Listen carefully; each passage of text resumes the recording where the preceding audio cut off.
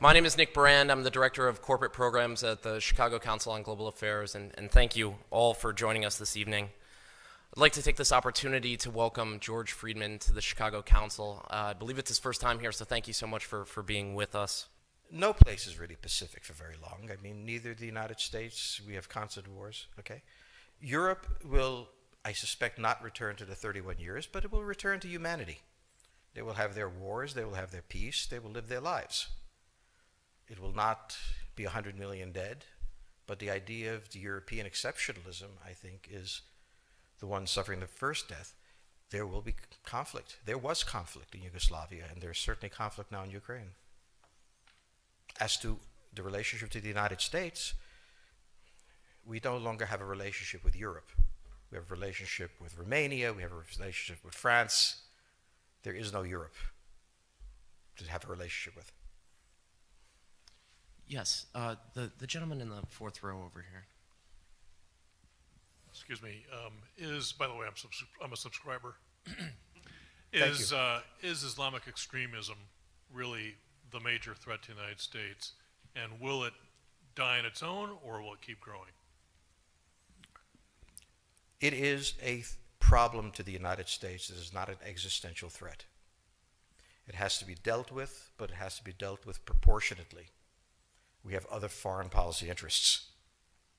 So, the primordial interest of the United States, over which for a century we have fought wars, the First, Second Cold War, has been the relationship between Germany and Russia, because united they are the only force that could threaten us, and to make sure that that doesn't happen.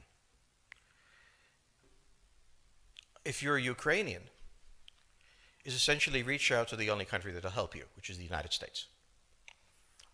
Last week, 10 days ago, General Hodges, Commander U.S. Army Europe, visited Ukraine.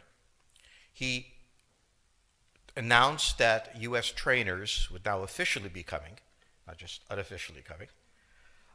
He actually pinned medals on Ukrainian fighters, which by protocol of the military is not the way. Foreigners don't get to pin on, medals, but he did, showing that this was his army.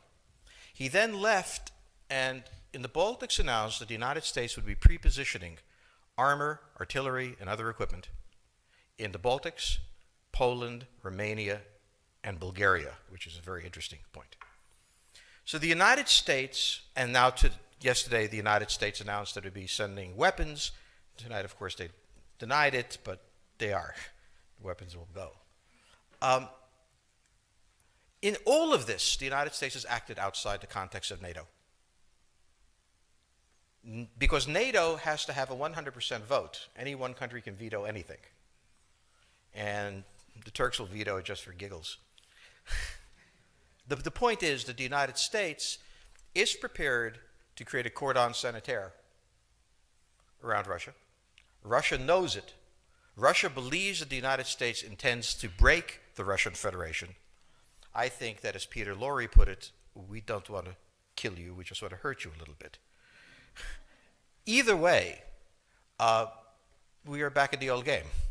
And if you go ask a Pole or a Hungarian or a Romanian, they live in a totally different universe from a German. And they live in a totally different universe from a Spaniard. So there is no commonality in Europe. But if I were a Ukrainian, I would do exactly what they're doing. Try to draw the Americans in. All right, next question, please. The United States has a fundamental interest. It controls all the oceans of the world. No power has ever done that. Because of that, we get to invade people and they don't get to invade us. It's a very nice thing. Maintaining control of the sea and control of space is the foundation of our power. The best way to defeat an enemy fleet is to not let it be built. The way the British managed to make certain that no European power could build a fleet was to make sure the Europeans were at each other's throats. The policy that I would recommend is the one that Ronald Reagan adopted toward Iran and Iraq. He funded both sides so they would fight each other and not fight us. This was cynical. It was certainly not moral. It worked. And this is the point. The United States cannot occupy Eurasia. The moment the first boot sets the ground, the demographic differential is we are totally outnumbered. We can defeat an army. We cannot occupy Iraq. The idea that 130,000 men would occupy a country of 25 million, well, the ratio in New York of cops to citizens was greater than we had deployed in Iraq.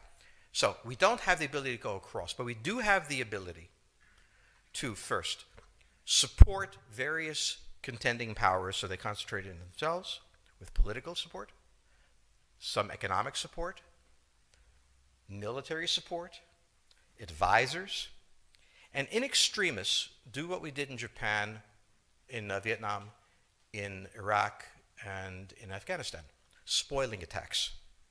The spoiling attack is not intended to defeat the enemy. It's intended to throw him off balance. What we did in each of these wars, in Afghanistan, for example, is we threw Al-Qaeda off balance. The problem we have, since we're young and stupid, is that having thrown them off balance, instead of saying, okay, job well done, let's go home, we said, well, that was easy. Why don't we build a democracy here? This was the moment of dementia that came in.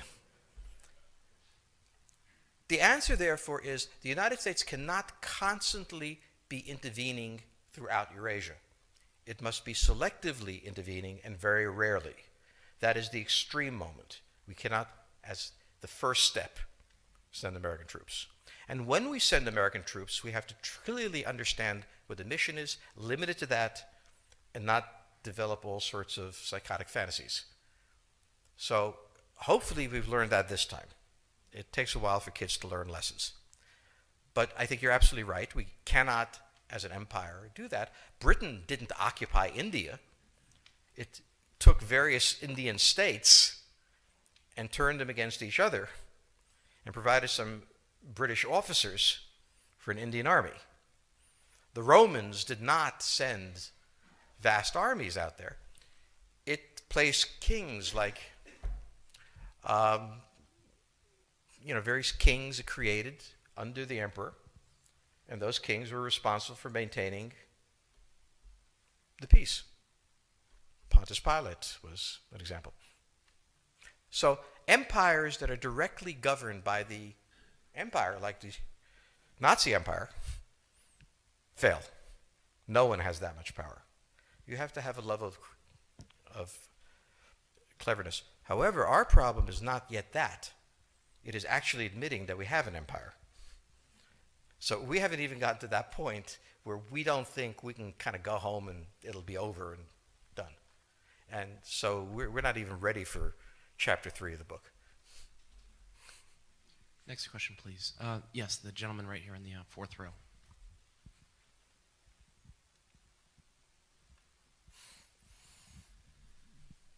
So I infer from your comments that the euro as the currency will not survive. The question on the table for the Russians is, will they retain a buffer zone that's at least neutral? Or will the West penetrate so far in the Ukraine that they're 70 miles away from Stalingrad and 300 miles away from Moscow? For Russia, the status of Ukraine is an existential threat. And the Russians cannot let go. For the United States, in the event that Russia holds onto the Ukraine, where will it stop? Therefore, it's not an accident that General Hodges, who's been appointed to be blamed for all of this, is talking about prepositioning troops in Romania, Bulgaria, Poland, and the Baltics. This is the intermarium, from the Black Sea to the Baltic, that Pilsudski dreamt of. This is the solution for the United States.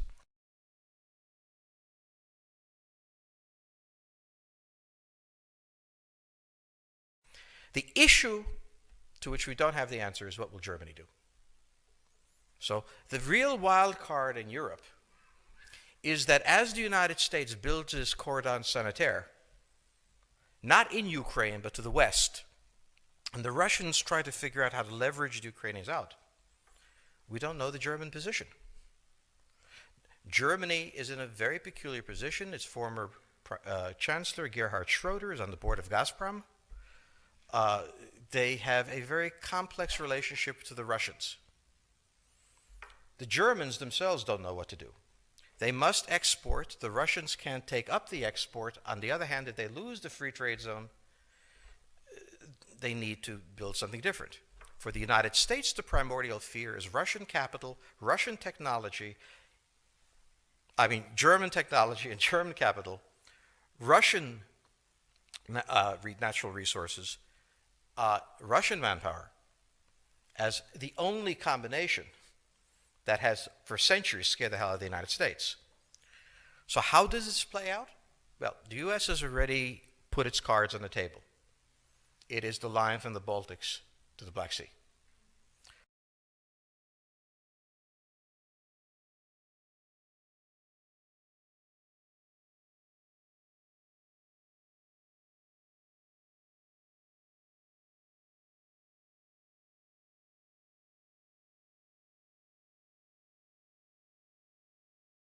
For the Russians, their cards have always been on the table.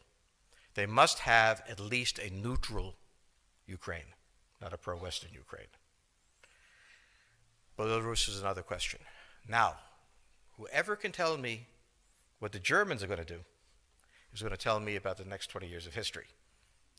But unfortunately, the Germans haven't made up their mind. And this is the problem of Germany always. Enormously economically powerful, geopolitically very fragile, and never quite knowing how to reconcile the two. Ever since 1871, this has been the German question, the question of Europe. Think about the German question, because now it's coming up again. That's the next question that we have to address. And we don't know how to address it. We don't know what they're going to do. And unfortunately, that's all we have time for this evening.